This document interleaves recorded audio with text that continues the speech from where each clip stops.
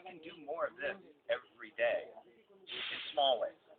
Okay, we can do it with our front page by talking about it much earlier in the day. We can talk about it in maybe the second page, the second and third page of the paper. Make that more special every day. Make that for our big story of the day, and try and find really homes for special content. The big story of the day, always going to be told on the second and third page, like Frankfurt or Ultraman does it.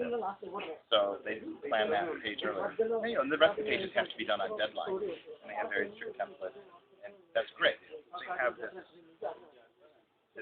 baseline good, and then you have a couple things that pop up, and that's what keeps it fresh, and that's what keeps it exciting. What about using colors for headlines? That depends on each paper. Generally for news, it's not a good idea to use color in headlines in a newspaper just because there's a number of issues with registration, but also color tends to imply perhaps maybe less seriousness, so we have to be careful. In Kerala, always every newspaper is using red color for the main news.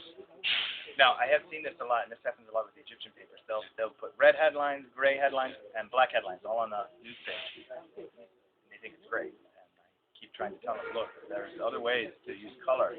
Probably the best way they could use color is more real photography.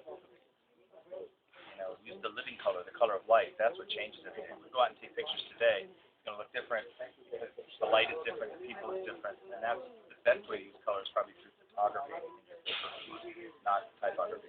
Which layout pattern is easy to read, horizontal or vertical? Usually most of the Indian newspapers are using horizontal layouts. Horizontal layouts. Symmetrical. I think asymmetry is more organic and more appealing to the eye. Symmetry is good for architecture,